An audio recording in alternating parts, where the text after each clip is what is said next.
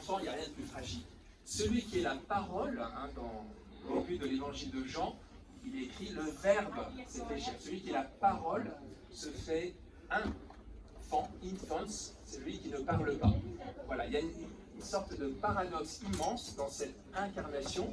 Et donc nous, alors, parce qu'on y croit, eh bien on est émerveillé. Voilà, on croit que la toute-puissance se manifeste particulièrement dans la faiblesse et dans la douceur.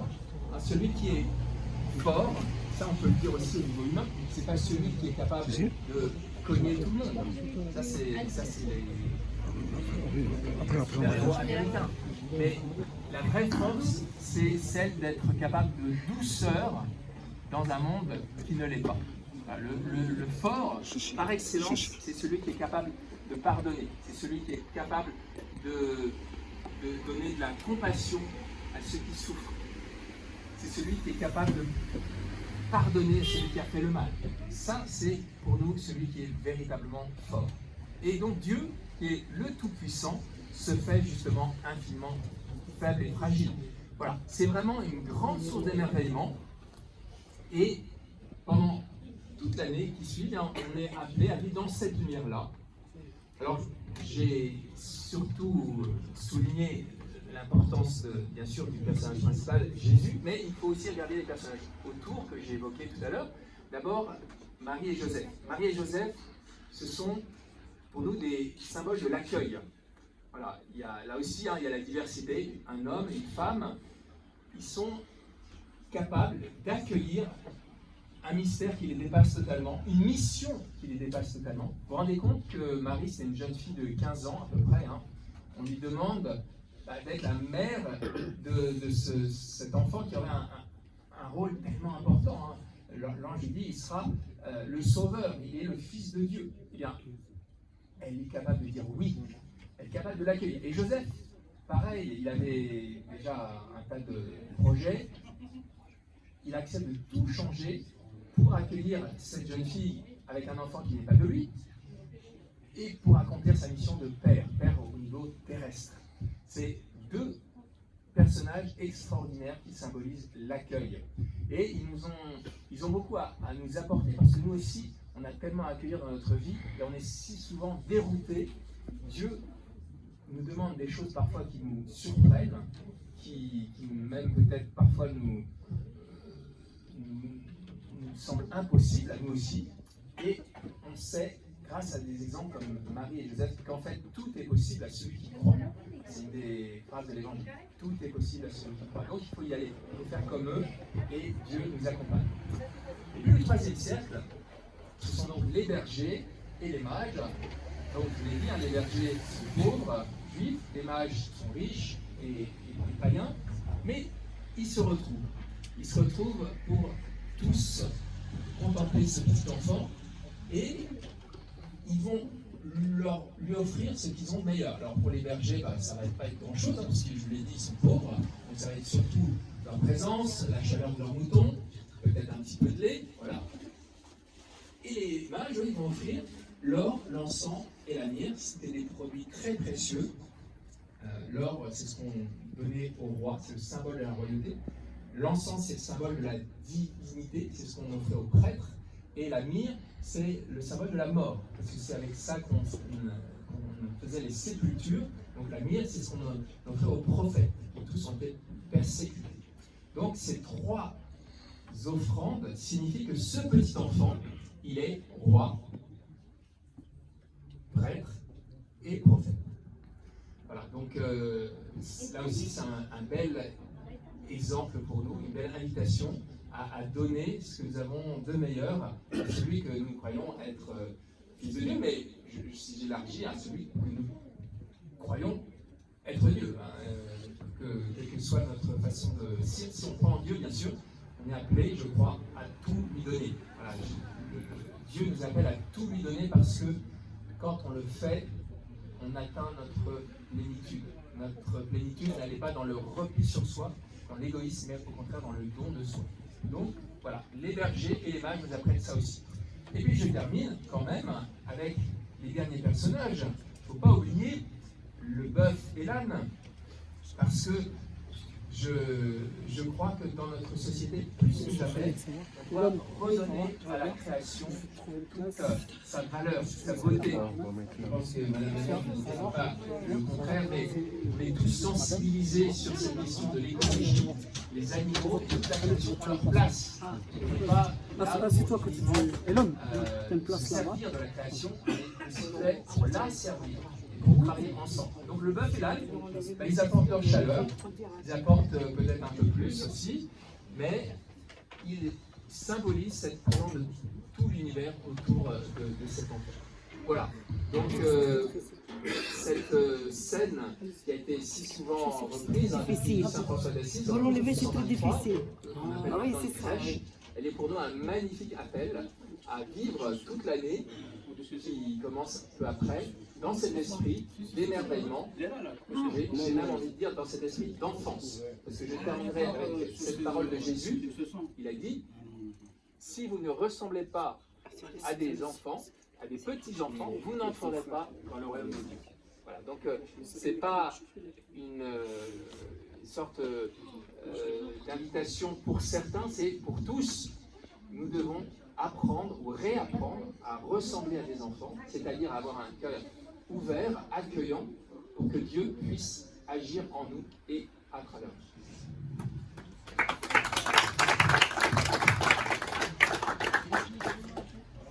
Bien, merci. Alexandre, je te laisse reprendre le micro faire l'animation, parce que moi j'ai le buffet là-bas.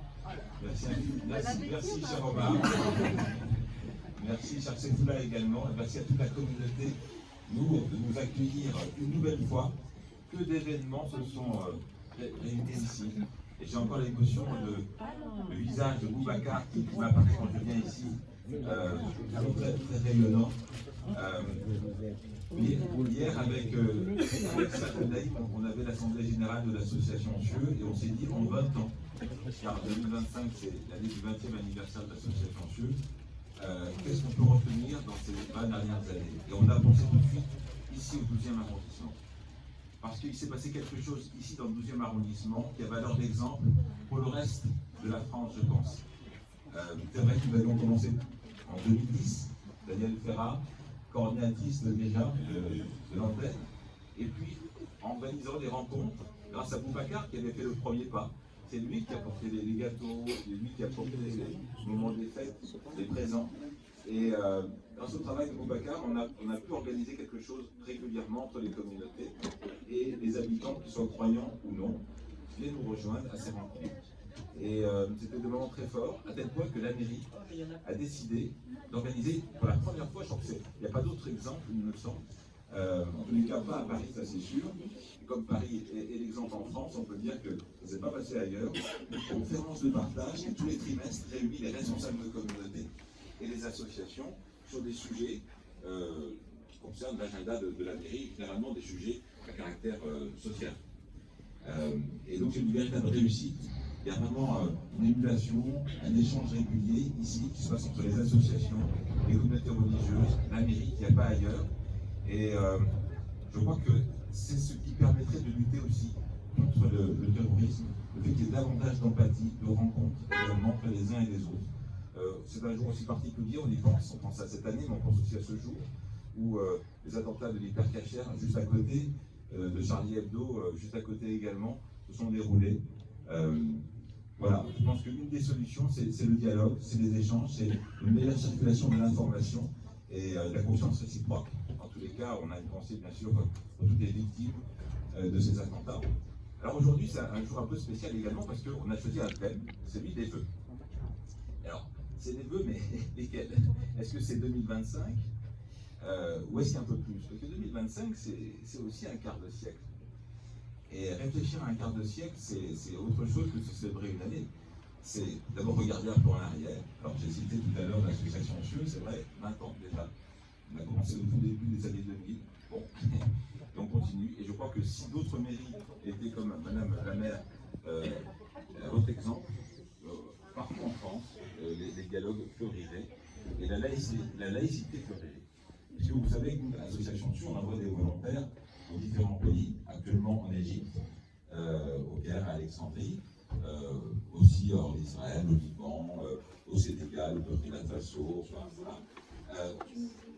Je peux vous dire que dans ces pays-là, il n'est pas aussi facile qu'ici d'organiser des rencontres interreligieuses.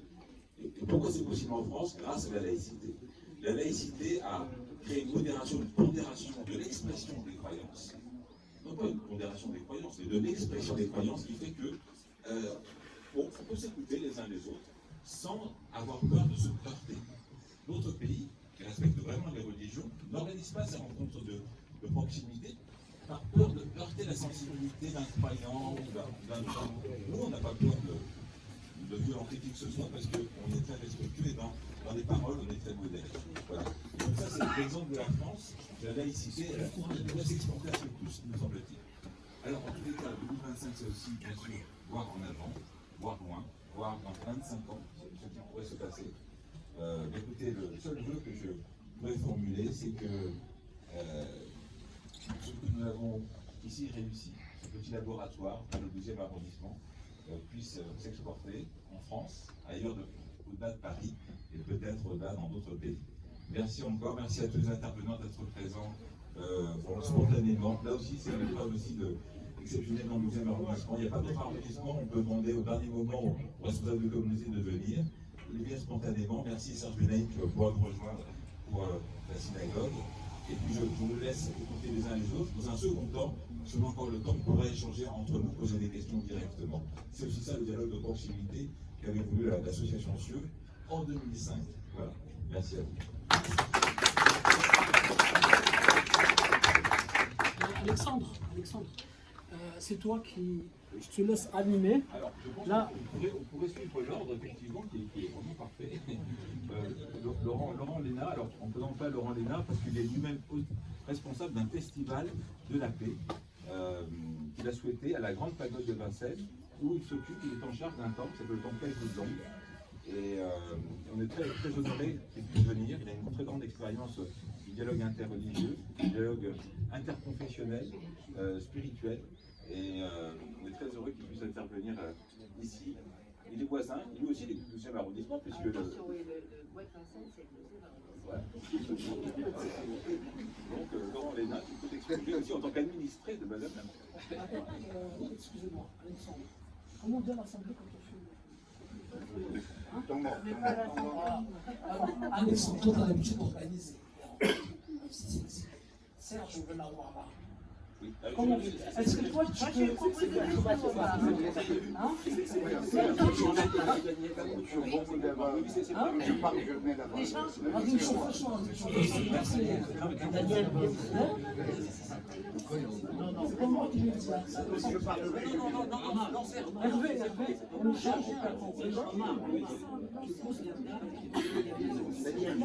C'est moi le chef ici. D'accord?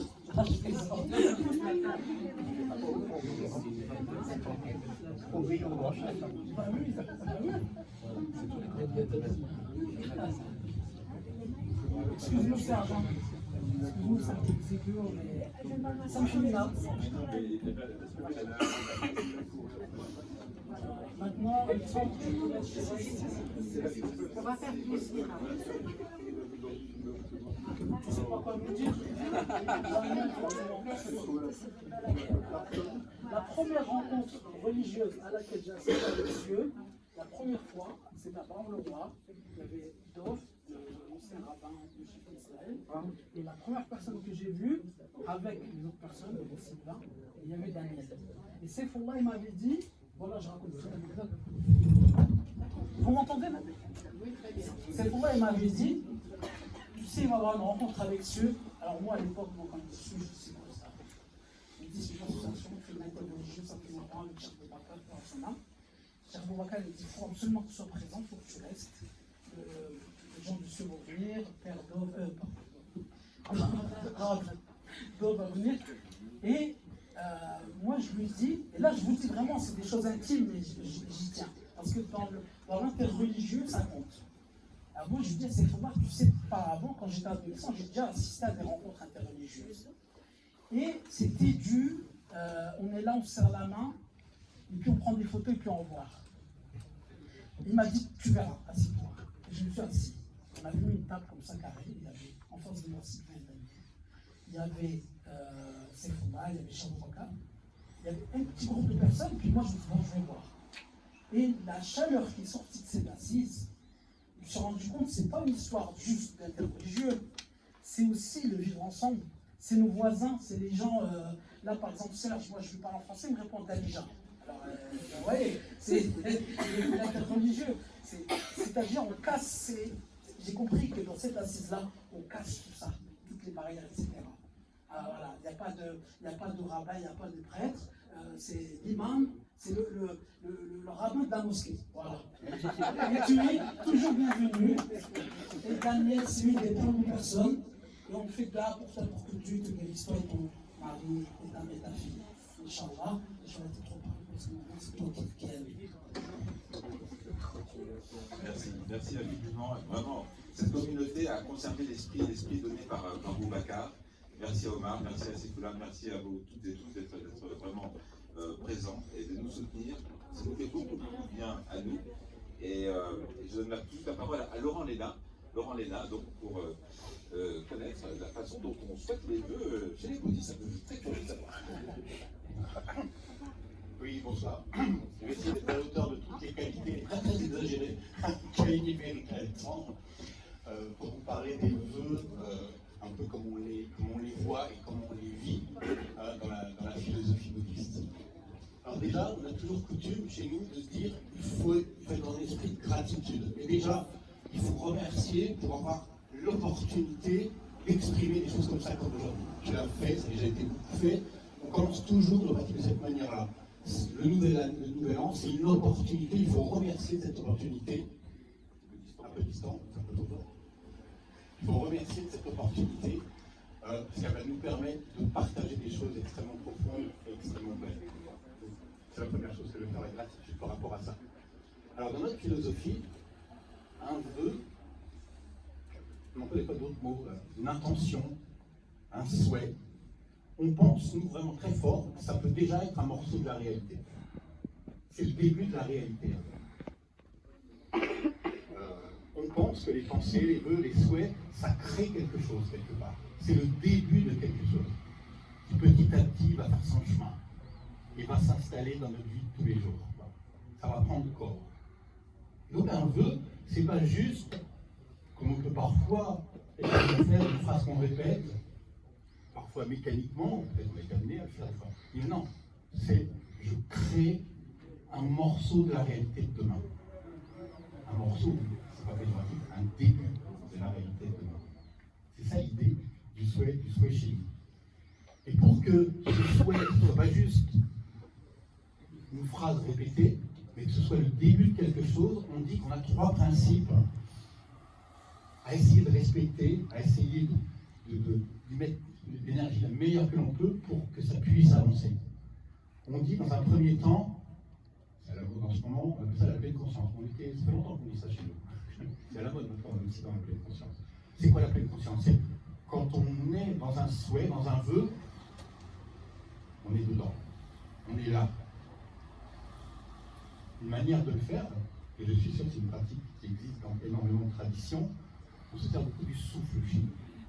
On se concentre sur notre souffle, quel que soit le nom que l'on ne donne pas à l'origine de ce souffle. Je me concentre sur mon souffle et je lui formule mon souhait, je lui formule mon vœu. Je suis là, je suis dans mon vœu. Et je commence à visualiser. C'est le premier des principes. Le deuxième des principes, c'est l'esprit dans lequel on le fait, la motivation. Et là aussi, je vais enfoncer les portes ouvertes. Je suis sûr que c'est parfaitement commun à l'ensemble de toutes les traditions. L'esprit d'amour, de compassion, de partage, de paix, qui doit être derrière tous les souhaits et les vœux qu'on nous formule. Et le troisième principe qu'on essaye de respecter, qu'on essaye d'avoir en conscience, on appelle ça l'interdépendance, l'interconnexion. C'est pas mon vœu à moi. C'est pas le vœu d'ici, c'est pas le vœu de là. Tous les souhaits et les vœux sont connectés. Votre bonheur conditionne le mien. Mon bonheur conditionne le mien. Tout est relié. Je ne peux pas être heureux sans vous. Nous ne pouvons pas être heureux les uns sans les autres. Il y a une très jolie image d'un grand maître du bouddhisme que vous connaissez peut-être, qui n'est pas bouddhisme tibétain, bouddhiste vietnamien qui est mort il y a 1 ou 2 ans, qui s'appelle Thich Nhat Hanh. C'est une très belle image pour expliquer ça. Il disait tous les êtres vivants, pas uniquement humains, on parlait des animaux tout à l'heure, c'est un peu comme des joncs qui sont sur un lac. Ils se touchent tous. Si on en enlève un, tout peut tomber. C'est une image. C'est pour vous montrer que nous sommes tous reliés dans cet esprit-là. Nous sommes tous connectés.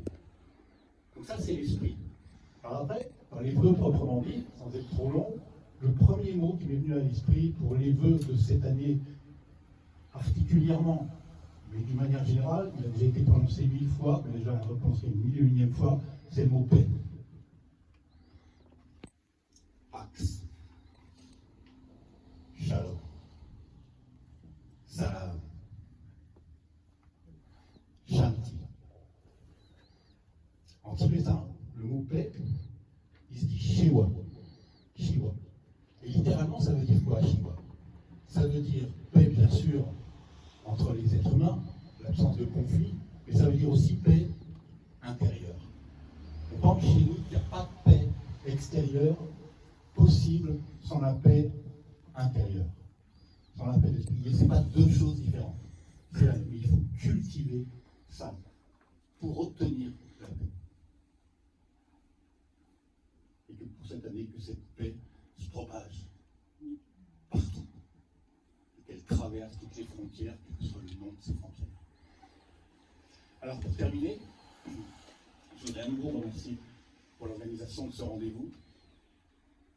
Et je voudrais finir en disant que ce qu'on dit, c'est presque évident. Je pense qu'on pourrait dire la même chose partout, quoi. Mais je voudrais paraphraser un article du XXe siècle qui n'est pas du tout bouddhiste. Mais c'est pas grave, je m'approprier quand même ce qu'il a dit. Il y aura un cadeau pour celui qui découvrira qu'il a dit. Il dit, on peut dire de nous qu'on est tous des rêveurs à parler comme ça. Des idéalistes. Les utopistes, on pourrait dire. Mais nous ne sommes pas seuls. La preuve. Alors j'espère un jour que beaucoup nous rejoindront. Et alors là, le monde sera peut-être un peu plus. Voilà, je vous remercie.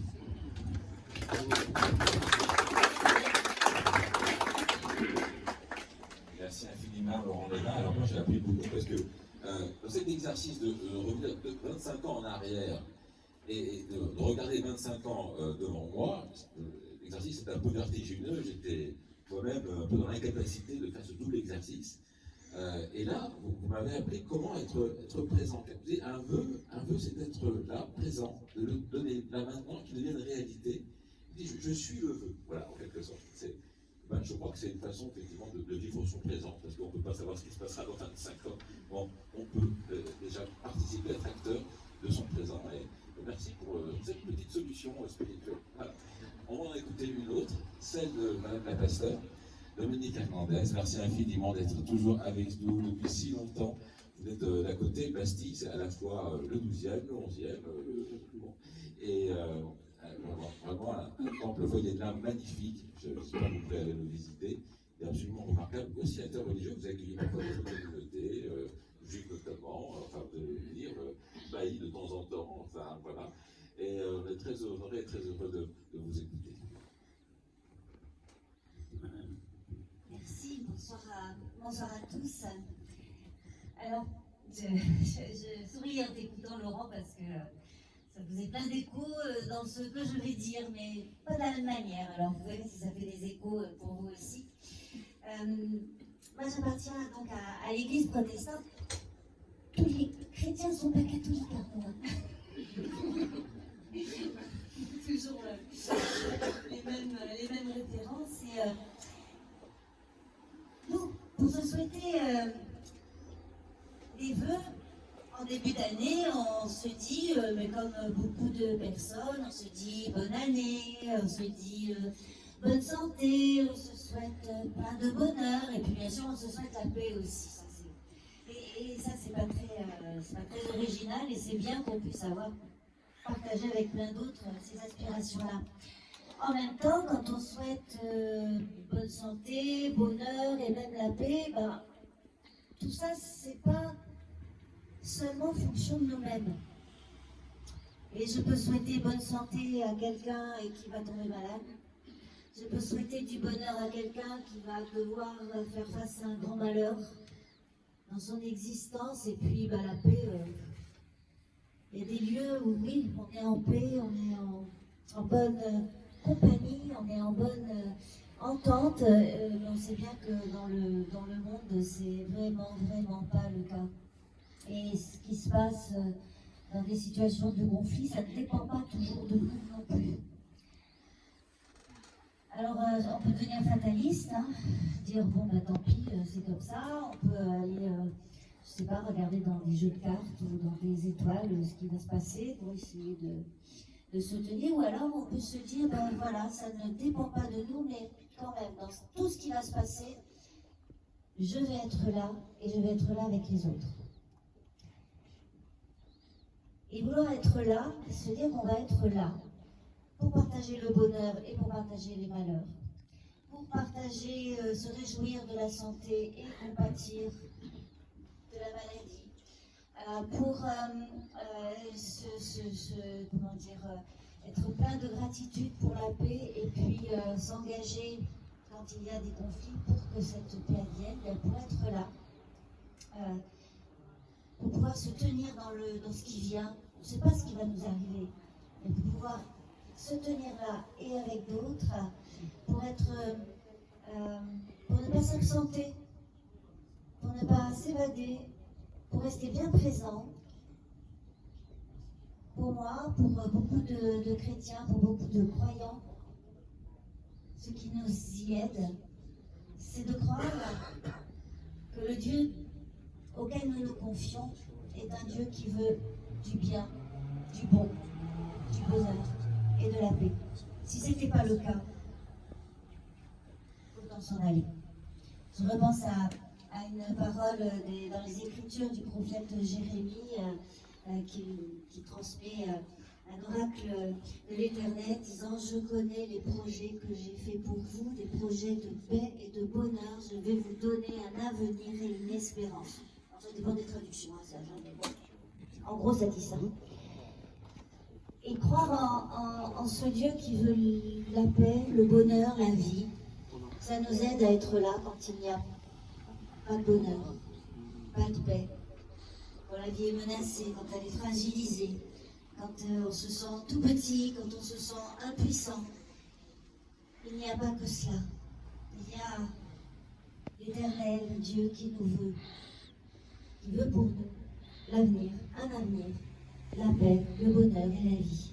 Et croire cela, ça aide, ça tient, ça soutient, ça tient de l'intérieur. C'est pas une béquille, ça tient de l'intérieur. Pour qu'on soit vraiment présent. Pas dans une armure pour se défendre de tout ce qui arrive et puis surtout des autres. Mais ça nous tient de l'intérieur. Et ça, c'est quelque chose qu'on peut travailler chaque jour de l'année, pas seulement au début. On a encore un peu 350 et quelques jours comme ça, où on peut se souvenir que Dieu est un Dieu qui veut le bien et le bonheur, la paix, la vie, l'avenir. Et puis il y a une autre chose importante pour pouvoir se tenir là et pour pouvoir pour faire en sorte que les vœux ne soient pas juste des paroles en l'air ou des paroles de convenance, mais qu'on y soit engagé, qu'on s'y engage. C'est que dans la foi qui est la mienne, et pas que, l'être humain, c'est un humain uniquement parce qu'il est en relation. En relation avec les autres, en relation avec lui-même, en relation avec une transcendance, quel que soit le nom qu'on lui donne. Dans la foi qui est la mienne, Jésus-Christ a dit cela à plusieurs reprises, déjà en reprenant une parole des Écritures hébraïques. Tu aimeras le Seigneur ton Dieu de tout ton cœur, de toute ton âme, de toute ta force, de toute ta pensée. Tu aimeras ton prochain comme toi-même. Il a dit autrement aussi, il a dit aimez-vous les uns les autres comme je vous ai aimé. Et ça, cette manière de se tenir en relation, quoi qu'il arrive, quoi qu'il arrive, ça peut faire une année bonne. Ça peut faire une bonne année. Quoi qu'il arrive. Une année bonne, c'est pas une année où tout va bien. Une année bonne, c'est une année où on se tient les uns avec les autres et des lieux comme celui-ci, des occasions, des initiatives, même si si elles ont déjà quelques années, comme la conférence de partage, comme ce que fait Cieux, comme ce que font d'autres paroisses, d'autres lieux, avec des festivals, avec plein d'initiatives.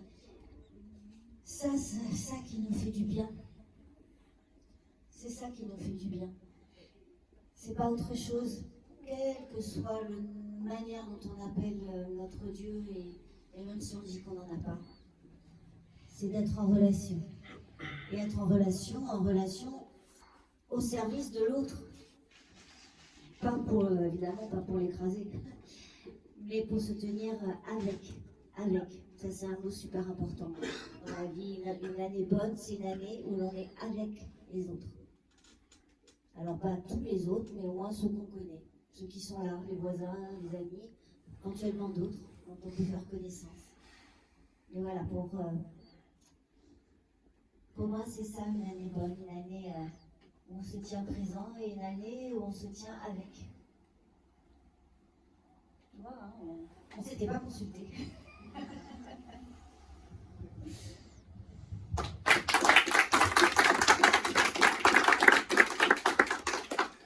Merci infiniment. J'avais une question à vous poser, Madame la pasteur. On fait beaucoup de souhaits lorsqu'on est chez les chrétiens. On souhaite beaucoup et on formule beaucoup de souhaits. Chaque dimanche, c'est une fête, généralement. Quels sont les souhaits que l'on formule le dimanche, plus particulièrement, pour sa communauté, pour les autres? Quels sont les souhaits? Est-ce qu'il y a des fêtes chez les protestants en particulier, ou plutôt propices à des souhaits, justement? Et c'est lui lesquels? Alors, nous célébrons les grandes fêtes chrétiennes de Noël, de Pâques, de la Pentecôte. Mais, comme vous disiez justement, chaque dimanche, c'est une fête où on se souvient de Noël, de Pâques, de Pentecôte, c'est-à-dire qu'on se souvient de l'amour de Dieu pour nous, pour le dire comme ça. De cette volonté de vie, de cette volonté de bonté. Et ce que nous souhaitons, finalement, ce à quoi nous nous disposons.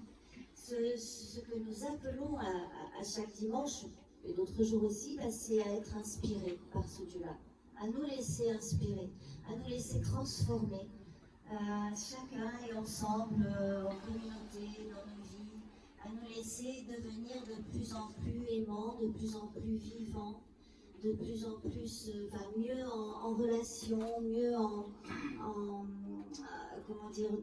mieux en conscience. Pour reprendre aussi un autre mot, pour être là, c'est-à-dire, et pour nous, c'est comme ça qu'on répond à notre vocation. Alors, vous accueillez aussi, de temps à autre, la communauté Baha'i, car il y a un lien entre le pasteur Wagner, le fondateur du foyer de l'âme, on peut le dire, enfin, c'est la rue d'ailleurs porte son nom, la rue du pasteur Wagner, et votre communauté Baha'i, les fondateurs également. Comme on ne connaît pas très bien la communauté Baha'i, est-ce que vous pourriez, Chloé Escudé, très rapidement nous dire ce lien, effectivement, et nous parler un petit peu de la communauté avant de, bien sûr, parler d'autres sujets. Bonsoir.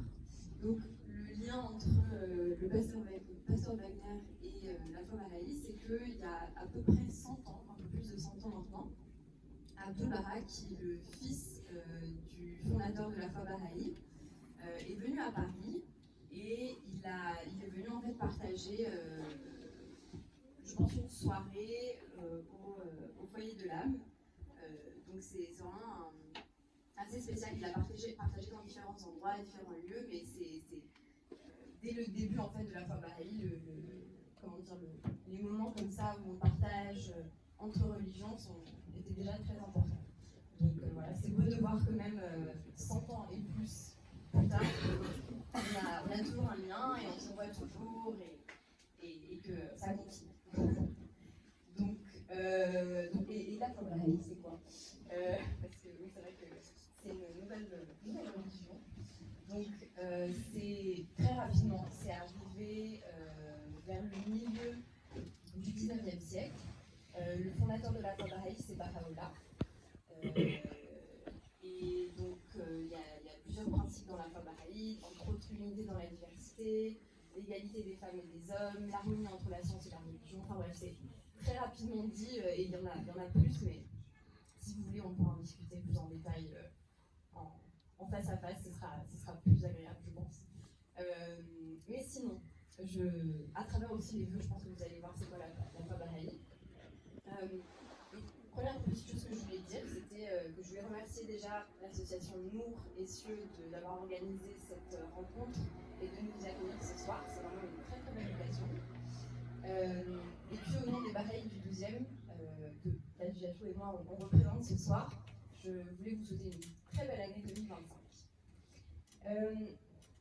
Donc ce soir, ce que je voulais partager avec vous, c'est un constat que les Bahaïs font depuis plusieurs années à travers les activités que nous faisons dans le 12e et un peu partout. On voit en fait l'envie chez beaucoup d'enfants, de jeunes et d'adultes de contribuer à l'amélioration de leur quartier. On voit qu'à travers, on voit que quand il y a des groupes avec de la diversité culturelle et religieuse qui se retrouvent, qui se rassemblent, réfléchissent et agissent ensemble, on voit qu'il y a une nouvelle dynamique qui se crée à travers justement l'envie de cohésion sociale. À travers ces efforts, on voit aussi que cette importance du principe de l'unité dans la diversité, dont on parlait tout à l'heure, du principe de fraternité et de cohésion sociale, qui sont vraiment très très présents dans toutes ces rencontres à travers ces personnes très diverses et variées. Pour l'année 2025, moi je souhaite, et je pense que beaucoup de monde le souhaite aussi, que cette année nous permette d'œuvrer encore plus pour le vivre ensemble et surtout pour le faire ensemble. Je pense que quand on parle de vœux, et je pense que vous l'avez tous mentionné, on ne veut pas que ça reste en l'air, on veut que ça soit dans l'action aussi. Donc je souhaite vraiment qu'on passe tous à l'action. Et pour cela, il y a, je pense que le désir de co-construire une société plus unie et fraternelle doit grandir dans chaque cœur. Pour 2025, les Bahaïs du 12e souhaitent aussi renforcer les liens avec les différentes communautés religieuses et les personnes de toute conviction pour être au service du collectif et aussi des divers projets de cohésion sociale de notre quartier et de la mairie, des différents groupes, des différentes communautés religieuses.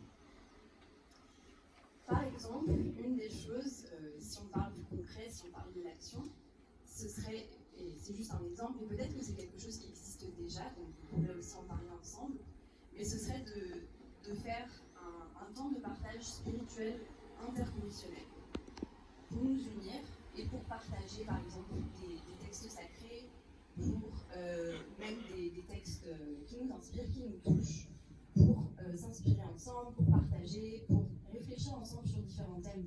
Parce que je pense que comme on le sait tous, et comme on l'a dit, c'est en partageant et en s'écoutant qu'on peut apprendre, et en partageant ce qui nous touche au plus profond de nous-mêmes, je pense que c'est ça qui peut aussi nous inspirer et nous élever. Et si ce type d'espace arrive, ce serait vraiment très beau s'il pouvait être co-organisé par différentes communautés religieuses, différentes associations, pour que ce soit vraiment porté par différents types de personnes, différents types d'associations et de communautés. Pour qu'en fait, ce soit vraiment quelque chose qui appartienne à tout le monde qui est présent. Et finalement, je voulais finir en partageant un écrit d'une des figures centrales de la foi bahaï, Abdul Baha. Je parlais tout à l'heure de Baha'u'llah, qui est le fondateur de la foi bahaï. Abdul Baha, c'est son fils, et c'est celui qui est venu au pays de l'âme il y a quelques années. Donc Abdul Baha dit qu'il faut en premier lieu établir la paix parmi les hommes, en attendant qu'elle conduise finalement à la paix parmi les nations. Je voulais vous partager cet écrit parce qu'il m'a fait beaucoup réfléchir. En fait, pour moi, de ma compréhension, il signifie que c'est la responsabilité de chaque citoyen et de chaque âme de se lever pour servir ses proches, ses voisins, et d'améliorer son environnement pour que petit à petit, le monde s'améliore aussi. Voilà, merci beaucoup.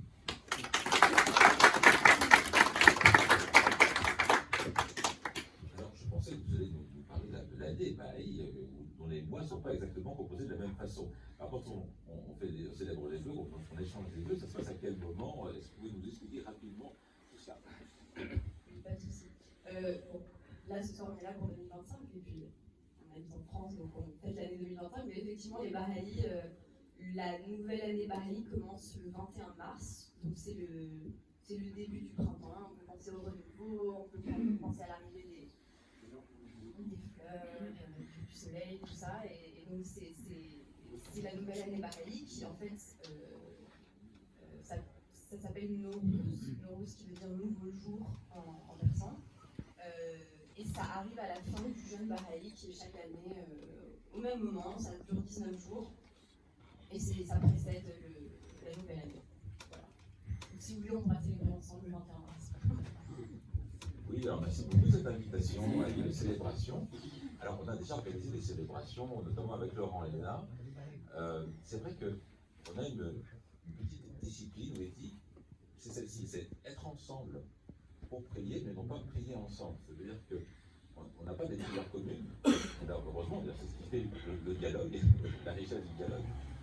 Et donc, on ne va pas prier ensemble, être ensemble pour prier, oui, ça c'est possible. Et s'écouter les uns les autres dans nos prières, ça c'est également tout à fait possible, c'est très beau. Et on le fait rarement, on l'a fait une fois aussi avec le père Arnaud Liban, qui nous a annoncé la paroisse dans cet esprit-là.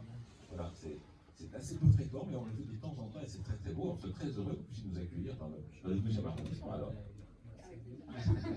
Formidable.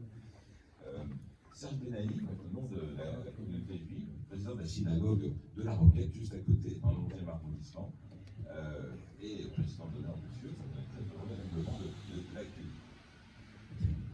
Très bien, bonsoir à tout le monde. J'ai des amis qui sont là aujourd'hui tout le monde de ma famille. Depuis tout à l'heure, j'essaie de me sentir étranger dans cet endroit. J'arrive pas.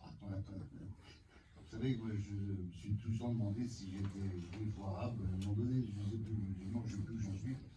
Et en rentrant en marche, quand je t'ai vu, ça m'a fait une émotion. Pourquoi? Parce que mon grand-père il est habillé comme toi. Et en plus, je vais dire une chose. Il y a quelques temps, j'étais dans un séminaire, il faisait très chaud. Alors on est arrivé, costume, tout ça. Alors, ils ont dit on va se retrouver autour de la piscine et on s'habille décontracté. Il fait trop chaud, il faut se mettre à l'aise. Alors tous les gars, ils sont descendus avec des shorts et moi je suis descendu avec une abaya. Je me suis rendu compte sur quel camp j'étais. Alors si je te rappelle, Serge, si je te rappelle ton grand-père, je ne sais pas comment je dois le prendre. Hein? Comment?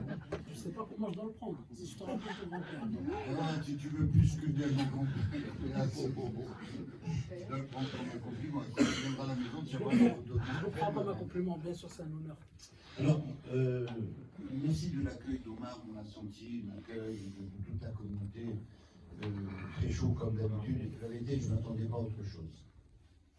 Je voulais saluer tous les intervenants, j'ai raté Emmanuel, mais sur la route, j'étais en train de penser à elle en disant, elle a dû venir encore en vélo, avec cette pluie et avec cette circulation. Tu vois que c'est une affection.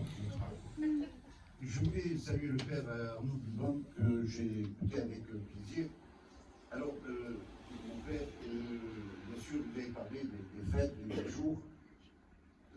Chez nous, les Juifs aussi, nous avons 8 jours de Pâques et 8 jours de Sukkot. Et aussi, c'est bien aussi parce que chez les musulmans, c'est la fête tous les jours, donc il faut un peu plus les 8 jours. Non, nous sommes, aujourd'hui, c'est la fête pour moi aussi, parce que vous avez cité qu'il y avait des bergers juifs qui étaient pauvres. Pour une fois qu'on dit que les juifs n'ont pas d'argent, vous pensez bien. Je relevais le compliment. Et puis, il y avait les mages qui étaient riches de Gaouli, c'est-à-dire moi qui viens d'Afrique du Nord, aussi des petits colons. Mais c'était très bien. J'avais jamais vu la crèche dans ce côté. Maintenant, vous avez parlé aussi de ressembler à un enfant. Et comme le dit, je suis très proche du Cheikh Ajour. Et souvent, il me demandait de présenter l'islam. Et quand on parle d'un enfant, j'ai vu les souraires des prières là, je ne pourrais pas venir à toutes. Mais dans les musulmans, lorsqu'ils se prosternent, ils se prosternent pour se mettre en position fétale pour s'adresser à Dieu comme un enfant. C'est-à-dire comme un enfant n'a jamais fauté. C'est la signification de pourquoi les musulmans se prosternent aussi bas dans leur prière. C'est pas du gymnastique quelconque. C'est simplement pour se mettre en position fétale qui remet le fidèle dans la position de l'enfant, qui l'enfant, lui, n'a jamais fauté. Et c'est parce que je me mets en position de celui qui n'a jamais fauté que je peux maintenant m'adresser à toi, Allah. Sinon, je ne peux pas prier. Donc, c'était pour parler de nos amis musulmans. Alors, j'ai entendu le grand Léna, à qui, tu sais, on a tous des connexions, on a parlé d'être connectés ce soir, dans l'origine de ta foi qui est tibétaine. Il y a eu une catastrophe aujourd'hui, nous voulons porter les condoléances de nous tous pour ce terrible cataclysme. On fait la fête, on est entre nous, mais enfin on va penser à ceux qui souffrent ce soir. Dominique, ce soir j'étais encore plus à l'aise. Si Jérémie, plus elle a lu le schéma presque en entier. Donc j'ai dit c'est bien, on va passer une bonne soirée. Et Chloé qui est venue avec le langage de la jeunesse, nous parler de l'unité dans la diversité. Et ça c'est très bon. C'est un objectif que tout le monde doit mobiliser tout le monde. Alors, chez nous on a l'habitude de commencer, surtout quand tu parles en dernier, d'essayer de mettre un peu d'humour. Et vous savez qu'avec les musulmans, on a une dispute pour savoir qui c'est Moshe, il s'appelle Moshe ou c'était Moussa. Alors est-ce que Moussa c'est Moussa, est-ce que Moshe c'est Moshe, Moussa? On se dispute dans tous les textes. Et Moussa, il avait un truc, c'est qu'il savait séparer l'eau. Alors on dit comment une famille de Moussa, une famille juive, la mère, elle le met dans le Nil, elle envoie une mère, c'est pas possible. Il dit qu'est-ce qu'il est arrivé d'envoyer son fils sur le Nil. Et comme on sait que Moussa, il savait séparer l'eau, chaque fois qu'elle le mettait dans le baquet pour le laver, il y a l'eau qui s'écartait, elle ne pouvait pas le laver. Alors, puisque je ne peux pas le laver, je t'envoie ce souvenir. Comme ça, c'est l'histoire qui a commencé avec la termine. Ah ben, je voulais, en introduction, pas très conventionnelle, je voulais parler aujourd'hui de ce que nous sommes. N'oublions pas, ici, il faut nous sauter les œufs. Et je me suis fait une petite analyse. C'est que les vœux, on parle aujourd'hui de nouvel an, que ce soit une bonne année. Alors on a avec un peu de culture, on se pose la question en disant comment est-on arrivé à mettre les ans? Une année, 2 années, comment on est arrivé à mettre comme ça les ans? Une année, il faut savoir que c'est un groupe de 12 mois. On dit ça, une année, mais en fin de compte, c'est un groupe de 12 mois. Alors, comment qu'on a fait de 12, 1, et surtout de 1, 12? D'abord, 12 mois, c'est par rapport à la saison de la nature, qui a 4 grandes saisons de 3 mois. Donc on a 4 et 3. 4 fois 3 égale 12, donc le compte est bon. Il y a aussi une autre raison, de pourquoi 12 mois. Et pourquoi on compte par 12? On donne des douzaines et pas des dizaines. Il faut savoir qu'à l'époque, on comptait, la calculatrice c'était la main. Il y en a qui doivent se rappeler parce que ma grand-mère, la femme de mon grand-père, elle comptait comme ça, sur les doigts. Vous vous rappelez?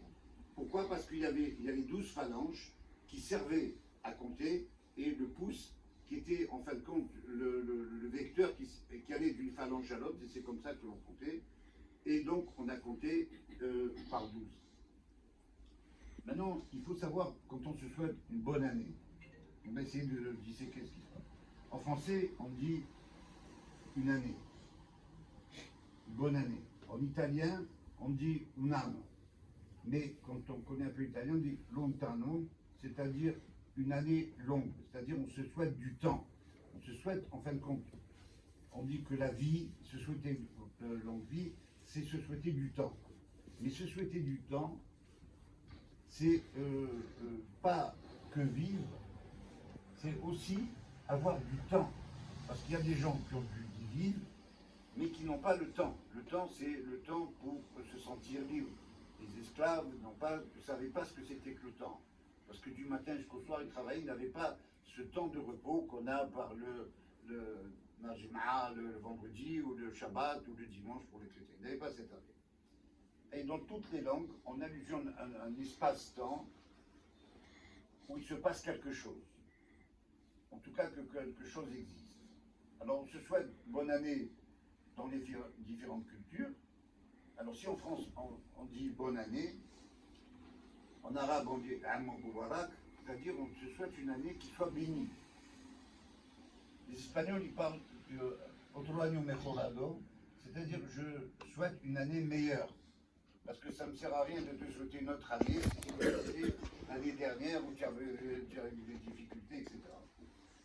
Et au-delà de l'expression, dans toutes les langues, on émet un souhait optimiste et ambitieux.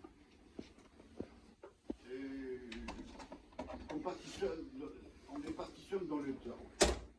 On se souhaite par exemple, Inch'Allah, que tu finisses avec tes problèmes. C'est dans le temps.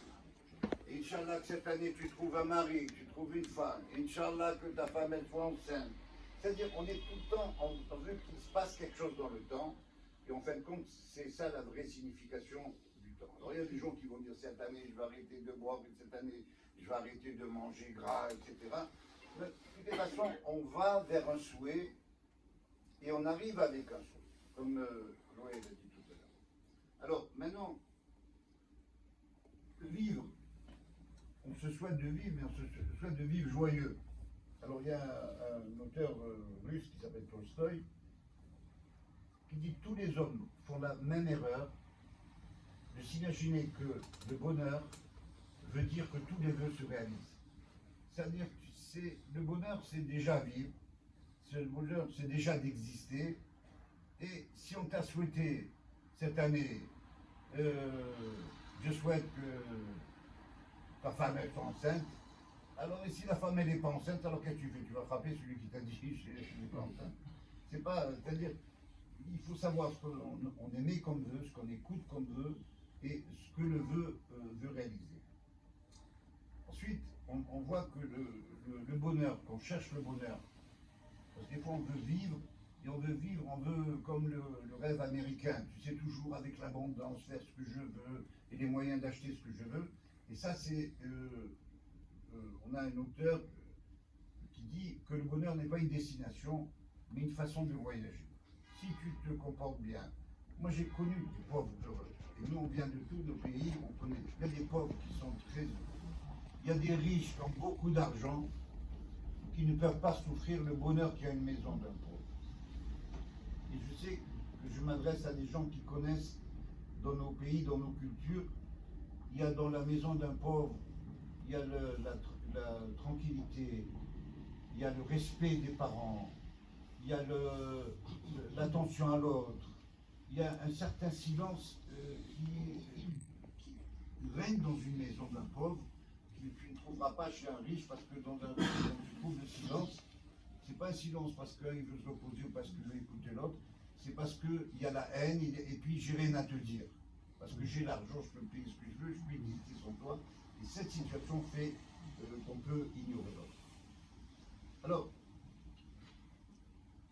je m'adresse toujours à notre ami de Terre du Bain de dire que c'est un peu le chauvinisme quand on fête le Nouvel An, parce que certains disent que ça a commencé à être compté à partir de César, certains disent que ça a été compté à partir du pape Grégoire, et d'autres pensaient que c'était les Grecs. Les Grecs avec Janus qui était le 12 janvier, et en fin de compte, c'est le renouvellement de la nature. C'est-à-dire que c'était extrêmement lié avec l'existence de quelque chose de nouveau, et les chrétiens, vous êtes très forts à la magie, vous avez fait du 8e jour de la naissance de Jésus, qui était sa circoncision, vous avez fait le Nouvel An. C'est-à-dire que tout commence, tout se met à partir du 8e jour, puisque la circoncision se fait au 8e jour. Donc il a passé 7 jours. Et à partir de 7 jours, il existe. On le voit chez les Juifs, quand un enfant meurt avant 7 jours, c'est un type de deuil. Quand un enfant meurt après 7 jours, c'est un autre type de deuil pour les personnes. Donc ce moment du Nouvel An, avant de présenter les vœux, savoir pourquoi et à quel moment c'est mis, c'est positionné dans la culture qui est la culture chrétienne, européenne, chrétienne pour la France. C'est ce nouvel an, c'est ce début de l'existence de Jésus, parce qu'à partir de sa circoncision, il commence à exister. Vraiment, il lui faut une semaine pour tout corps, pour vivre dans ce monde. Donc Jésus existait, et donc on lui donne sa date du 1er janvier, pour dire à partir de maintenant, ça va exister. Pour la France, la date établie par Lucas de Gaudien, on vient de le dire, et en effet, les Romains célébraient à leur manière le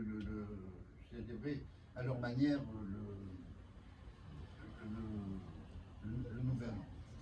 Maintenant, il faut savoir une chose, c'est que quand on se souhaite un nouvel an, on prend, puisque nous sommes en France, on prend la manière de prononcer par les Français du sud-ouest de la France, du sud-est de la France, qui ne disent pas bonne année, mais qui prononcent bonne année, l'année. C'est-à-dire c'est une naissance d'une année. Alors, se souhaiter une bonne année, c'est une chose, mais se souhaiter un bon année, c'est autre chose. Parce que comme on vient de le dire, c'est pour ça que j'ai commencé à en parler avec pour l'islam, c'est que quand on dit je souhaite une bonne année, ça veut dire quoi? Ça veut dire qu'est-ce que je vais devenir avec une année de plus? Qu'est-ce que je vais faire avec une année de plus?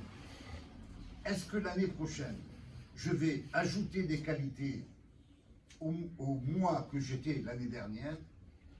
Ou est-ce que je vais être capable, comme dans la prière musulmane, est-ce que je vais être capable d'effacer celui que j'étais pour créer un an né, pour être quelqu'un d'autre, avec peut-être débarrasser de mes défauts, parce qu'on a tous des défauts, et pas venir simplement avec des défauts plus des qualités, mais venir avec des qualités sans les défauts.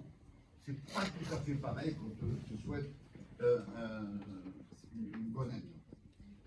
C'est pour ça que c'est toujours facile de se souhaiter une bonne année, et nous sommes là pour ça ce soir. La chose est la suivante, c'est que dans chaque vœu, il faut une intention, il faut aussi une sincérité. Il faut une sincérité. Parce que maintenant, comme toutes les choses, maintenant vous avez des gens, oui, bonne année, meilleurs vœux, quelle relation j'ai, d'où il sait, qu'est-ce que je veux, il me souhaite quoi pour cette année? On ne sait pas ce qu'il va me souhaiter. Il ne me connaît pas. D'où il sait si j'ai besoin d'avoir de l'argent, si j'ai besoin d'avoir des enfants, si j'ai besoin d'avoir une femme enceinte, si j'ai besoin d'avoir la paix, etc. Il ne me connaît pas, il me souhaite meilleurs vœux. C'est-à-dire à un moment donné, ça devient une formule trop diluée, trop light pour représenter quelque chose. Je sais que j'ai quelqu'un qui a des difficultés, qui n'est pas en bonne santé, je te souhaite une bonne année. Et évidemment, une bonne guérison. Inch'Allah, tu finis. Ça, je sais, parce que je m'adresse à lui. Mais quand tu dis meilleurs vœux et tu as sorti ça, je me débarrasse de toi, parce qu'en fin de compte, ça ne coûte pas. Tu as vu sur les mails et SMS, on reçoit tous les vœux, c'est standard, ça manque de personnalité, mais le vœu, c'est se souhaiter une bonne année. Alors, l'analyse du temps que l'on se souhaite, ça a été traité par des grands chercheurs comme Bergson. Il y a le temps et la temporalité, et dans le temps, comme on a dit, le temps n'est un temps que s'il se passe quelque chose dans le temps. Si je te souhaite une bonne année, tu restes chez toi, tu vois la télévision, et ce que tu vas m'apporter l'année prochaine pour que je te souhaite une bonne année. Reste chez toi l'année prochaine devant la télévision. C'est pas se souhaiter une bonne année. Si je souhaite une bonne année, c'est que je te connais, et je souhaite que, Inch'Allah, que tu sois bien avec tes frères, et que tu fasses la paix avec ta famille, et que tes enfants viennent te rendre visite, et que tu puisses réussir dans tes affaires, et que tu l'as. C'est ça, un vœu, c'est pouvoir améliorer l'autre. Et pour améliorer l'autre, lui souhaiter ce qui pourrait l'améliorer, on a besoin de venir avec les vœux, mais des vœux en s'adressant franchement à la personne. Et comme Tzedaka, vous savez, Tzedaka, que ce soit dans l'islam ou dans le judaïsme, Tzedaka c'est le monde pour les pauvres. On a une règle qui est commune aux musulmans et aux juifs. D'ailleurs, à force de faire des réunions comme ça, un jour on va faire une association. On va regrouper juifs, arabes, non, mais dans le truc comme ça, c'est quand tu donnes une pièce, une tzedaka, tu dois lui la donner en regardant le pauvre. C'est pas que je te donne, je me suis débarrassé de toi. Je te regarde et je te demande comment tu vas. Je lui donne en plus de la tzedaka, je lui donne de l'affection, et c'est ce qu'on donne dans les trucs. Alors, c'est avec cette affection, c'est avec cette sincérité que je terminerai mon propos. Et comme disait Hussein, si vous avez compris, c'est que je n'ai pas été assez précis. Mais en tout cas, comme tout le monde, je vais vous souhaiter une bonne année, Inch'Allah, pour tout le monde. Bonne année.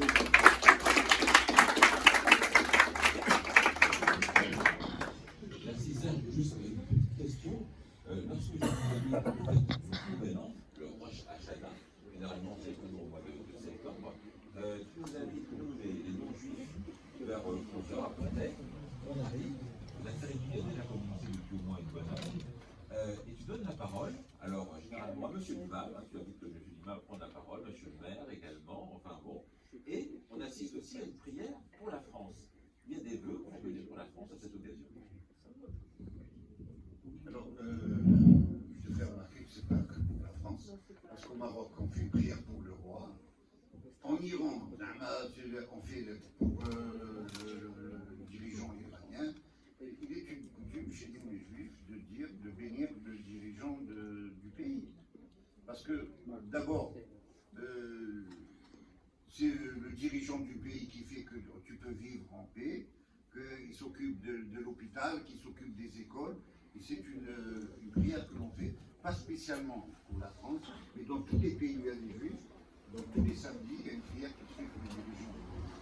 Même quand des fois, le dirigeant il est un peu dur, etc., et bien on fait pour qu'il réussisse. Peut-être qu'en faisant ça, il va être plus miséricordieux, plus attentif au peuple juif. Maintenant, il est évident une chose, comme c'est la deuxième communauté du monde, les juifs en France, c'est évident que c'est un message qui est porté très souvent pour cette prière.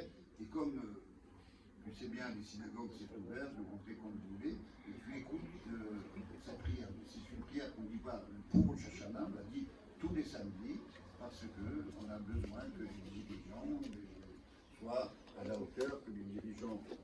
Tu sais, à l'heure actuelle, on vit une période gouvernementale avec pas très loin d'ici à Bercy, qui décide des budgets, etc. Mais si le gars il se plante, mais il se plante pour tes petits-enfants, pour tes amis, pour les enfants de l'assistante. Et on ne peut pas souhaiter que quelqu'un se plante sur une décision, parce que quand il se plante pour l'ensemble. Et tout à l'heure, vous avez parlé, je crois, c'est toi qui as parlé du fardeau, quand on enlevait un brin, c'était tout qui tombait. S'il y a une catastrophe économique, tout le monde en est dedans. Tout le monde en est dedans. Et c'est pour ça que la bénédiction pour le dirigeant d'un pays est très importante, quel que soit le pays, quels que soient les pays. Mais puisque nous vivons en France, c'est tout à fait normal.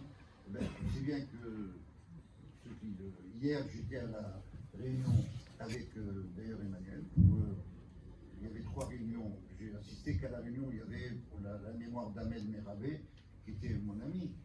Et quand on était à la réunion d'Ahmed Merabé, il y a le président Macron, quand j'étais à côté de lui, il m'a salué, je l'ai appelé Monsieur le Président, je ne lui ai pas dit, Monsieur, qu'est-ce qui t'arrive, Abel, Monsieur le Président de la France, tu le salues, parce que c'est le Président de la France. Et c'est normal, je pense que c'est normal, alors je comprends, je te connais depuis 20 ans, l'allusion. Il faudrait que peut-être dans toutes les religions, on puisse avoir ce moment où on remercie Dieu, bien entendu, mais il faut savoir aussi que Dieu donne l'inspiration aux dirigeants.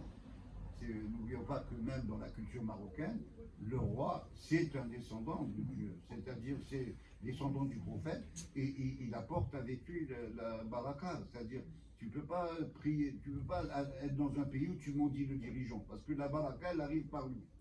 Alors on doit prier le dirigeant. Merci Serge. Alors, André Absalak, le président de la synagogue Shifteh Israël, n'a pas pu être avec nous aujourd'hui.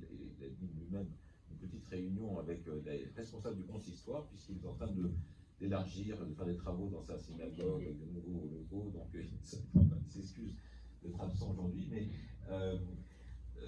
la synagogue Shifteh Israël, c'était dans cette synagogue, souviens-toi Daniel, il y a 15 ans, presque jour pour jour, en 2010, où on avait réuni Boubacar, il y avait M. le curé à l'époque également, il y avait un représentant également de la grande pagode de Vincennes. Hervé était là exactement déjà, alors ça ne me rajeunit pas, cher Hervé. C'est vrai. Avec Bouscard, apparemment, certaines voix étaient déjà là, et toujours là, vous voyez, comme quoi il y a vraiment des vraies fidélités. Voilà, cher Daniel, et toi aussi, tu es toujours là. Merci Alexandre. D'abord, je n'avais pas prévu de parler ce soir, et je voulais d'abord vous remercier tous d'être là, parce que je sais que certains d'entre vous avaient déjà une réunion. Beaucoup d'entre vous ont travaillé toute la journée et sont quand même venus, malgré les charges. Donc merci d'être là. Comme a rappelé Alexandre, effectivement, lorsque nous avons démarré ces dialogues, c'était une première réunion à la synagogue Shifteh Israël, où il y avait le rabbin de l'époque, le rabbin Dov Lelouch. Il y avait Boubacar, pour la première fois on le voyait. Il y avait Hervé qui est ici présent, qui représente l'église Saint-Éloi, qui va très loin. Il y avait Alexandre, bien sûr. Il y avait Sylvain qui était là. Et on était 6, parce que j'ai cité les 6. Non. Pas encore. Voilà. Non, Yann s'est venu après, c'est un grand monsieur, Yann. Je lui porte toute mon amitié. Voilà, même si on n'a pas beaucoup de contact. Voilà, donc merci à vous d'être là. Et j'ai été frappée lors de cette réunion. Nous avons, nous à l'époque, coordinatrice, puisque ça démarrait. Et au fil du temps, j'ai toujours été frappée de voir l'osmose qu'il y avait entre nous tous. J'ai été très émue quand Omar a dit tout à l'heure, très touchée, très émue, quand il nous a rappelé ça. Il nous a rappelé Boubacar à la réunion, et tu as dit tu vas voir. C'est vrai parce que nous aussi on a vu. Et Boubacar était un grand monsieur. C'était un homme simple et pourtant très élevé spirituellement, si je peux me permettre de penser ça. Et nous avons quelquefois échangé, et il me disait toujours, là qu'on parle tous les deux, mais on n'a jamais eu le temps parce qu'on était toujours très occupés. Et je vois que l'âme de Boubacar, l'étincelle est toujours présente. Et j'ai remarqué ce soir le petit panneau, le grand panneau qu'il y a à l'association Nour, je ne sais pas si vous l'avez vu. Comme j'ai un petit peu du mal à lire de loin, je vais vous donner quelques petits passages. Ce qui est marqué, je ne l'avais jamais vu en fait. Ça ne doit pas être très longtemps qu'il est là. Ça fait longtemps, ça fait des fois, mais je crois qu'il y a d'autres. Je pense qu'il y a moins de gens de chez nous qui l'ont pas lu. Alors tu fais le travail de l'imam. L'association Nour, ce qui est marqué derrière, obligation d'établir un islam simple, familial, sans dogmatisme. Faire preuve d'amour et de tolérance, les uns envers les autres. Faire le rappel. Recommandation. La médiation, le zikr, la lecture du Coran, étudier, apprendre, être calme et attentif.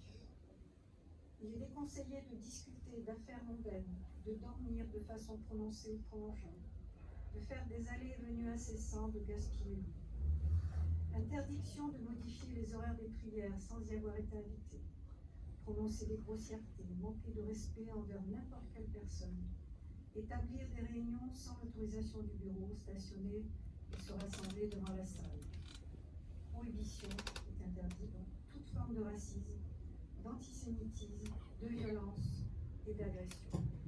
Je passe à côté parce que je ne voyais pas la fin. Rappel, la maison de l'Éternel est amour et miséricorde pour tous les êtres humains. Si ne voit pas l'inspiration de Boubacar, qui a ses fidèles, qui a transmis toutes ses pensées, tout son savoir et son instruction à ses foulas et aux mains. Moi, je le vois qu'il est encore là et qui protège, qui nous bénit tous. Donc, particulièrement émue ce soir, je remercie Madame la maire qui est toujours présente lorsqu'on a besoin d'elle. Elle a pris beaucoup de son temps pour être là ce soir, parce qu'elle était très prise. Hervé aussi, qui avait aussi une réunion à la même heure, qui sont partagés avec notre ami Bruno pour rencontrer cette rencontre. Le père Antoine Guggenheim. Le père Antoine Guggenheim qui devait venir aussi, donc il y avait la réunion en même temps. Laurent, que l'on retrouve avec grand plaisir. Le père Arnaud, qui est toujours là, qui a besoin de lui. Et nous avons été dans sa belle église quelquefois pour faire des réunions. Vraiment, notre ami Dominique, autant que Wagner, qui est toujours là aussi, et pourtant il est aussi très triste. Voilà, tout le monde, Alexandre, Serge, notre ami Serge, et Chloé, bien sûr, qui représente les Bahaïs, qui sont toujours là. La responsable de Bahaïs n'était pas disponible, donc elle nous a envoyé pour nous, on nous invite à sa connaissance. Et je voulais vous dire que, Omar, tu avais raison, il fallait voir. C'est fou-là qui disait qu'il fallait voir.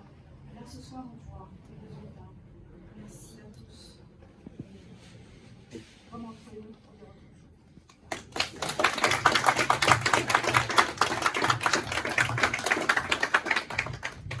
Alors ce soir, on va pas faire des échanges en petits groupes parce qu'il est déjà un petit peu tard et surtout on a vu passer les plateaux les uns après les autres, alors on a envie de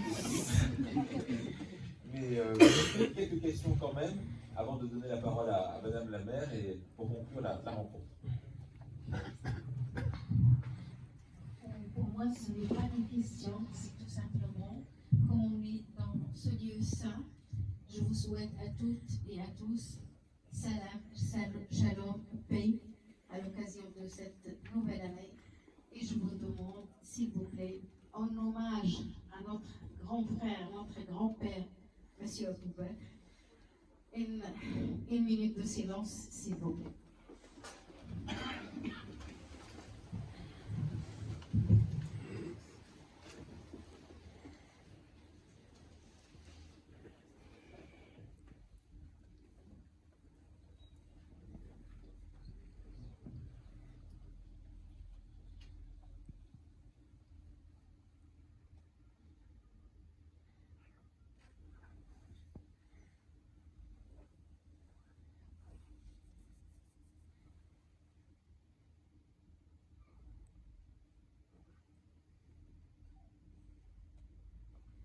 Merci beaucoup à toutes et à tous. Notre amie Naïma, qui est coordinatrice, qui travaille toujours là quand on a des modèles, même si elle ne tient pas debout, elle vient quand même.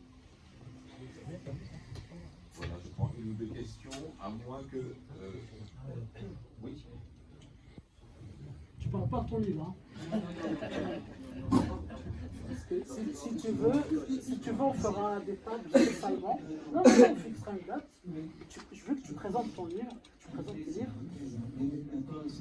D'accord. Je reviens juste à la réflexion du père Arnaud. Vous avez commencé par l'âme d'enfant et surtout par la fragilité. Il y a une citation prophétique qui est arrivée tout de suite. Je vais la dire en arabe, puis après je vais traduire en français. أبغوني في ضعفائكم سوف تنصرون وترزقون بضعفائكم. C'est-à-dire, prenez la bénédiction auprès de personnes fragiles de chez vous. Vous aurez vous allez être victorieux et vous aurez, je dirais, la nourriture, à l'époque c'était ça, grâce au soutien aux fragiles. Donc, on croit qu'on perd notre temps à soutenir les fragiles, si ce n'est par l'écoute. Hier, on avait parlé que le fait de faire attention, d'écouter les gens, c'est déjà une forme de proximité. L'indifférence est une forme de violence. Donc, forcément, quand on vient d'écouter des personnes fragiles, mystiquement, on est victorieux. Merci. Merci.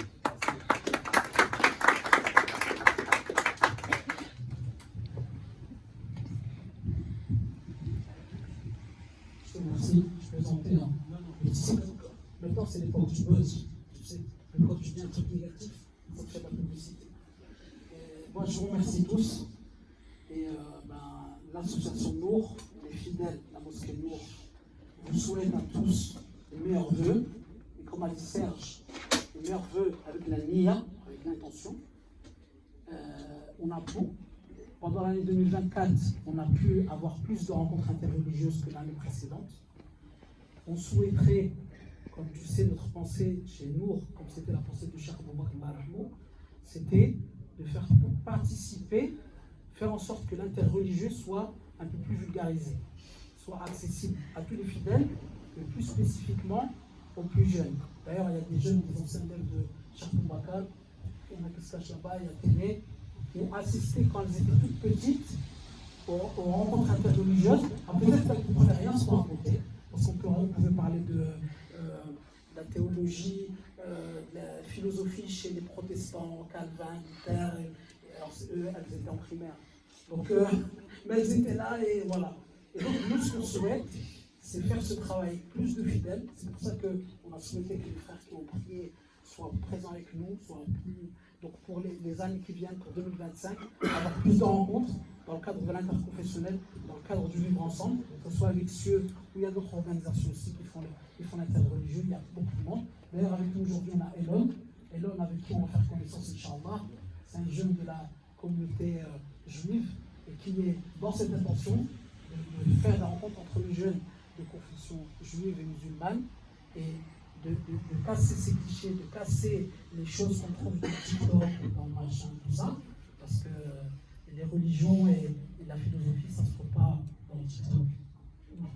Voilà. Aujourd'hui, nous, dans les mosquées, on entend des fatwas TikTok. Ça, c'est nouveau, mais voilà, c'est fatwa 2.0. Donc, les vœux, ah oui, fatwa 2.0. Le vœu, Inch'Allah, comme tu as parlé de souffle, il y a une parole en arabe dans l'islam, je ne sais plus si c'est un hadith, mais une parole qui dit An-niyatu ablaru min al-amal. An-niyatu ablaru min al-amal. Ça veut dire l'intention va plus loin que l'action. C'est-à-dire quand on fait une action, on fait un acte avec une intention forte, sachant que c'est Dieu qui fait, c'est pas nous. On met une intention forte, on souhaite que la chose soit bien faite. Peut-être qu'on n'arrivera pas à le faire, mais ça va se faire encore plus fort. Ça va se faire. Les actions, les intentions de Cheikh Boubacar, comme tu as dit, comme vous avez dit, il avait des grandes intentions, il a fait des choses, il a combattu, il a fait beaucoup d'efforts, et aujourd'hui on voit les fruits, mais les fruits qu'on verra demain, ça c'est les jeunes. Les fruits qu'on verra demain, c'est ce que les jeunes vont planter maintenant. Et tout à l'heure j'étais derrière, à un moment je rigolais bon, tout seul, parce que j'avais l'impression de voir la scène avec Madame la mère au milieu.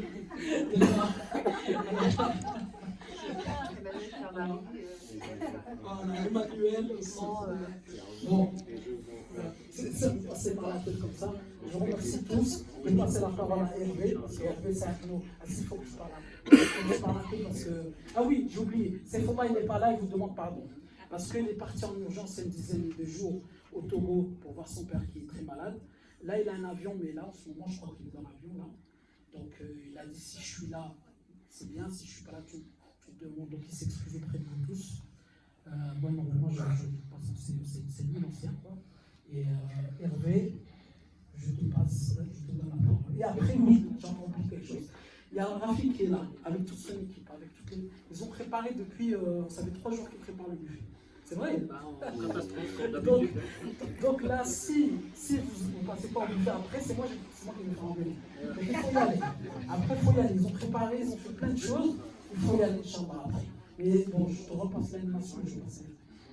Sans vouloir corriger ton arabe, je veux. Ouais. Mais Aniyato, c'est pas une intention, c'est une intention sincère. Il y a. Moi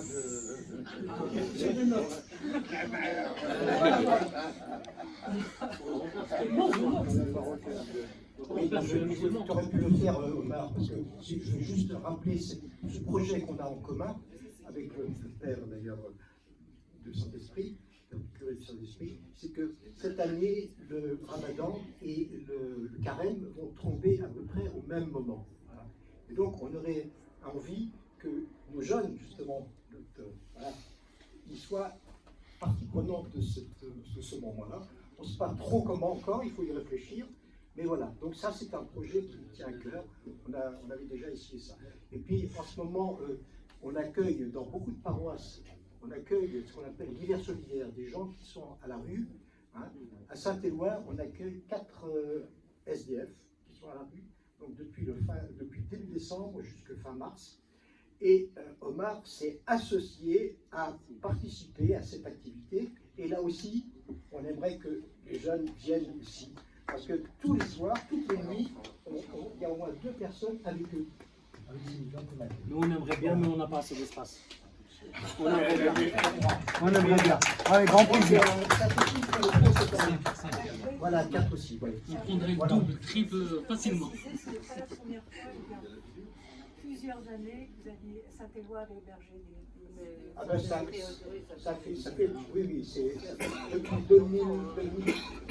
certaines associations que je nommerai pas, Et puis peut-être aussi juste un petit mot pour présenter Daniel qui est là, qui a été invité par, lorsque c'était, on peut présenter Daniel, je crois que ça serait bien. Daniel s'occupe d'une association qui défend les femmes qui ont vécu des choses très dures. Depuis 2013, il s'est créé dans un centre de soins auto-structuré une association qui s'appelle SOS Africains en danger. Car en 2013, il s'est présenté pour soins beaucoup de Guinéennes qui étaient toutes excisées et armées de force enfants. Et je me suis trouvé présidente de cette association parce que ces femmes étaient si nombreuses en 2013 que le médecin directeur de l'époque, le docteur Duterte, leur a proposé de faire un groupe de parole. Et ces victimes sont des battantes, puisqu'elles se battent contre des traditions néfastes. Et elles ont fait tellement vite qu'elles ont tout de suite rédigé les statuts de SOS Africains en danger. Et ces femmes se trouvaient sans papier parce que aucune n'avait encore été appelée à l'OFPRA, ce qui fait que, étant sans statut, elles ne pouvaient pas déposer leur statut à la préfecture. Et c'est comme ça que moi, je me trouvais à ce moment-là vice-présidente de SOS, de Parcours d'Exil, ce centre, et je leur ai proposé de déposer leur statut. Je ne savais pas que j'allais consacrer une très grosse partie de ma vie maintenant, parce que comme je suis avocat, j'ai passé ma vie à défendre les droits humains, donc je suis dans de nombreuses associations, à commencer par la CAC, qui sont les chrétiens pour l'abolition de la torture, et donc je suis aussi avec Prisonniers sans frontières qui s'occupe d'humaniser les prisons en Afrique de l'Ouest. Je ne savais pas que j'allais consacrer tant de temps à ces femmes, parce qu'il s'est trouvé qu'en 2015, il est sorti une loi qui autorisait les associations humanitaires à assister aux entretiens à l'OFPRA et avoir la parole à la fin de l'entretien. Donc je passe ma vie à l'OFPRA.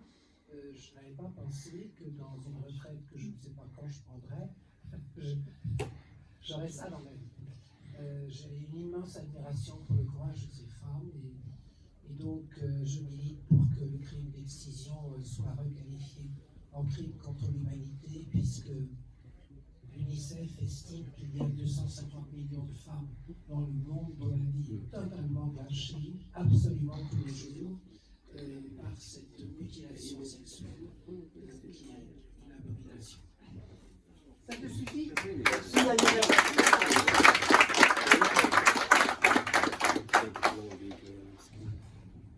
Merci beaucoup Daniel.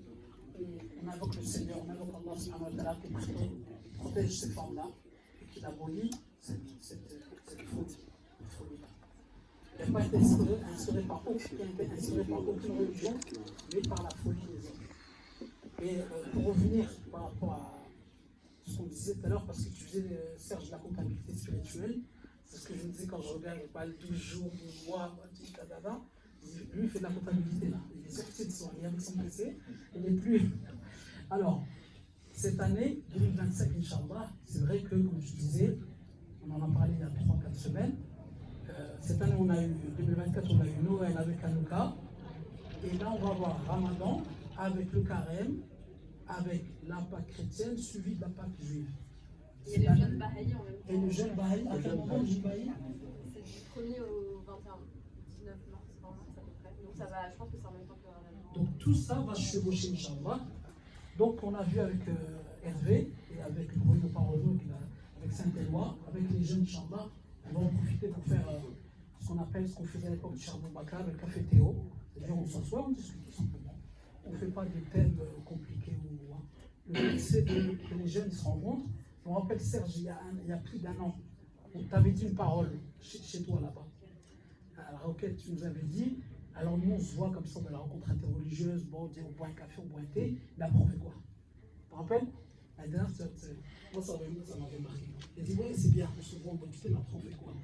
Et là, moi ça m'a fait tilt, et c'était ce dont on parlait déjà de Charbon Bakar à l'époque, c'est que maintenant on passe à l'action. On passe à l'action. C'est quoi passer à l'action? C'est pas compliqué. On est là, les gens du 12e, c'est la majorité c'est les gens du 12e. On est voisins, on va au football ensemble, on va à l'école ensemble, on travaille ensemble, mais quand on parle culte, on n'est pas capable de parler culte ensemble. Donc là, c'est des jeunes, Inch'Allah, autour de Elon, autour de Abdurrahman, autour de Ayoub, un nouveau Orani, plutôt c'était Orani, non? Je confonds avec Rafi. C'est lui l'Orani, il y a plein d'Orani ici. Bon. Et on va se voir, Inch'Allah, programmer des rencontres dans l'année. On en a parlé aussi avec Shift Israël, avec le rabbin là-bas qui est d'accord, qui est partant, pour faire des petites rencontres entre jeunes, faire